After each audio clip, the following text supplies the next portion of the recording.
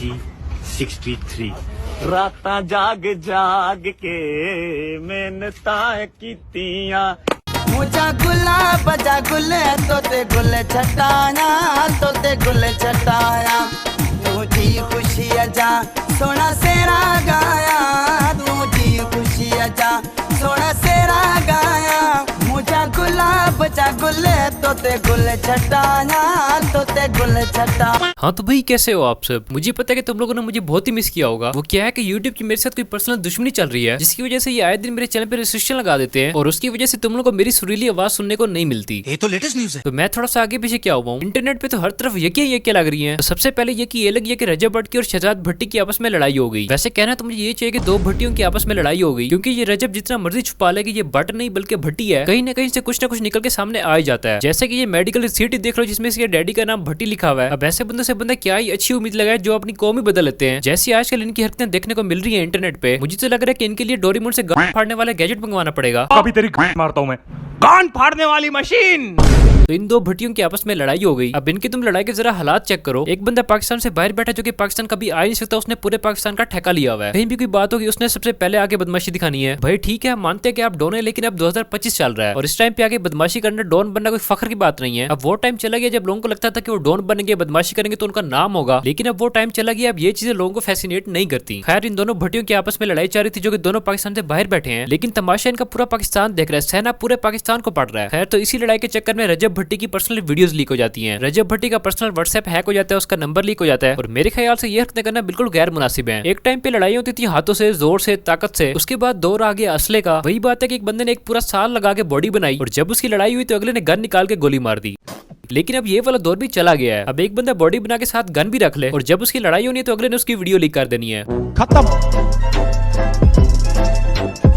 Bye bye, tata, goodbye, गया। जो भी डाटा लीक हुआ है उसमें इस मोटे हाथी की वीडियो थी जिसमें हाथी नैया कर रहा था। उसके बाद इनका एक दोस्त है स्त्री के मुंह वाला, उसकी भी वीडियो थी। हैरत तो मुझे तब हुई जब मैंने स्कूल बच्चे की हरकतें सुनी है। मैं सही बताऊं तो मैंने इनकी सारी वीडियोस नहीं देखी, लेकिन जिन लोगों ने इनकी वीडियोस देखी है उन सब ने यही कहा कि इन चारों दोस्तों में से एक बोंडा है और वो यही है। नॉर्मली कोई भी लड़का होता है उसकी वीडियो लीक होती है तो वो अपनी नूनू दिखा रहा होता है। ये वाहिद बंदा जिसकी वीडियो लीक हुई है ये अपनी डुई दिखा रहा था। आज चड्डी नहीं पहने हो ना, सब पता चल रहा है। बाकी इनके दोस्तों की आपस की जो भी वीडियोस लीक हुई है वॉशरूम में नहाने वाली, उनको वायरल करना, बल्कि मेरे ख्याल से इस तरह की किसी भी चीज को वायरल करना सबसे घटिया हरकत है। तो आजकल की डॉनगिरी बस यहीं तक ही रह गई है। दोस्तों के लड़कों के आपस में इस तरह के मजाक होते हैं, वीडियोस होती हैं। जिसने इनकी वीडियोस को लीक किया उसकी अपनी भी काफी सारी होंगी। मेरे अपने काफी सारे दोस्त ऐसे हैं जो कि घूमने जाते हैं तो साथ ही नहाते हैं, एक ही कमरा लेते हैं, एक ही वॉशरूम में जाते हैं और साथ ही नहा के वापस आते हैं। तो कहने का मतलब ये है कि जो बहुत ज्यादा करीबी दोस्त होते हैं उनके बीच ये चीजें होती है। व्हाट्सएप ग्रुप में इधर उधर मजाक चलता रहता है और दुश्मन ने काफी कमजरफी की है ये सारी वीडियोस को निकाल के। लेकिन बात वही है कि जब इज्जत के पकौड़े लगने होते हैं वो तो फिर किसी तरह से भी लग जाते हैं। ये सारे रजब और रजब के दोस्त जा रहे थे अपनी टूर में। इनको ये लगता था कि इनसे बड़ा बदमाश कोई नहीं है, इनसे बड़ा सेलिब्रिटी कोई नहीं है। यूट्यूब, टिकटॉक, फेसबुक इन्होंने खरीद के रखी हुई है। किसी ने कोई बात करी इन्होंने उनके घर पहुंच जाना है। एटीट्यूड इनका आसमान को लग रहा था। वही बात है कि एटीट्यूड इनका 100% और नूनू इनका 1.5%, बल्कि 1%। Emotional damage. और आखिर में सबसे ज्यादा जिसका खाता खुला है वो है रजब भट्टी। सदा तुझे डरते Well done. तालियां होनी चाहिए। बच्ची बद नजर का कटा तू जा सदका तुझी खुशी अजा सोना सेरा गाया तुझी खुशी अजा Well done. तालियां होनी चाहिए यार हमारे लिए।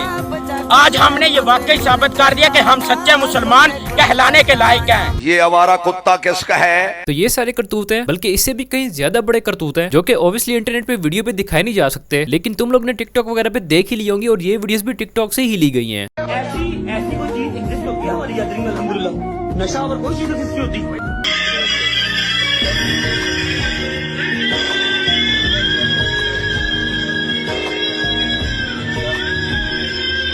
ये आवारा कुत्ता किसका है? तो ये रजब भट्ट वो बंदा है जो कि अपने व्लॉग्स अल्लाह रसूल के नाम से शुरू करता है। हर जगह हर तरफ रिलीजियस कार्ड प्ले करता है। इसके व्लॉग्स देख लो, ये इसकी बातें सुन लो तो लगता है कि इससे अच्छा बंदा कोई है ही नहीं दुनिया में। लेकिन जब इसकी करतूतों पे नजर पड़ती है तो पता लगता है कि इससे बड़ा हुतिया बंदा कोई नहीं है इस दुनिया में। इसकी काफी सारी वीडियोस आई हैं जिसमें कहीं पे ये शराब पी रहा है, वहाँ पे मुजरे चल रहे हैं और ये बंदा टुन है। कुछ वीडियोस ऐसी भी आई हैं जहाँ ये अपनी बीवी को छोड़ के किसी और लड़की के साथ लगा हुआ है। मैंने तुम लोग को पहले भी दिखाया कि ये बंदा अपनी बीवी की इज्जत करता ही नहीं है। इसने सिर्फ और सिर्फ शादी की कंटेंट बनाने के लिए शादी की कंटेंट निकाला और अब अपनी बीवी को अपने घर वालों के सारे छोड़ के खुद बाहर घूम रहा है। ये देखो, Behind every successful man there is a lady. मेरा ख्याल सांप उठा। मेरे साथ उल्टा हुआ। ऐसा ही होता है जब कमियों के पास नई नई इज्जत और पैसा आने लग जाता है तो फिर वो इंटरनेट पे बैठ के लाखों लोगों के सामने अपनी माँ, बहन और बीवी की इंसल्ट करते हैं। जिन लोगों को नहीं पता उनको मैं बता दूं कि कुछ दिन पहले ये बंदा टिकटॉक लाइव पे आके अपने इस साले को शुरू हो गया है। पता नहीं इन दोनों के पास एक दूसरे का नंबर नहीं था जो इनको जरूरत ये पड़ी है कि लाइव पे आके मसले हल करें। अब इसके घर के जाती मसले, इसकी बीवी के मसले, इसके साले के मसले, वो भी ये इंटरनेट पे आके लोगों को बताता है।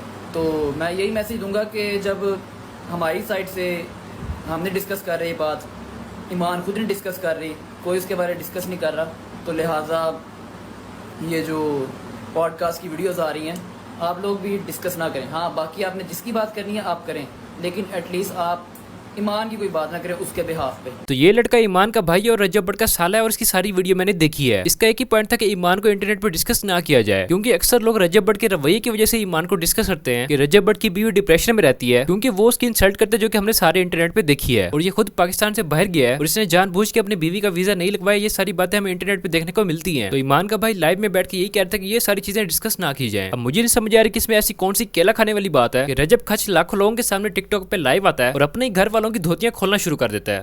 ईमान से मेरा कोई वो नहीं है, ईमान से मुझे कोई मसला नहीं, ना कोई मिसाइल है। ठीक है, उसको 100 बिस्मिल्लाह जो भी हो वो हम कर लेंगे सॉर्ट, हमें पता है कि हम कर लेंगे, ऐसा कोई मसला नहीं, अनटिल अनलेस वो करना चाहे। ठीक है, अगर वो करना ही ना चाहे फिर तो चीजें बर्बादी की तरफ जाएंगी ही जाएंगी।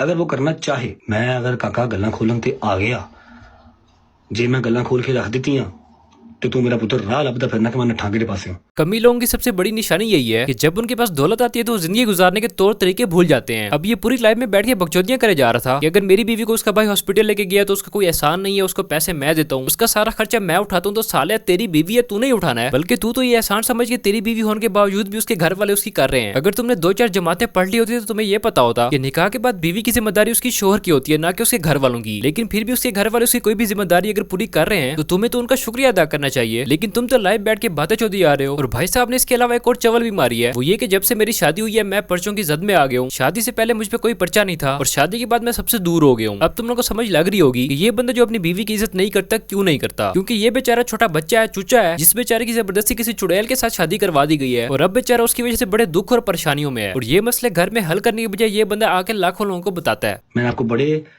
प्यार से तरीके से मैसेज किया था कि ऑन मेरा बच्चा मेरी बात सुनो, लोगों का हादसा ना बनो, लोगों की जुबान का जो है ना वो लज्जत ना बनो।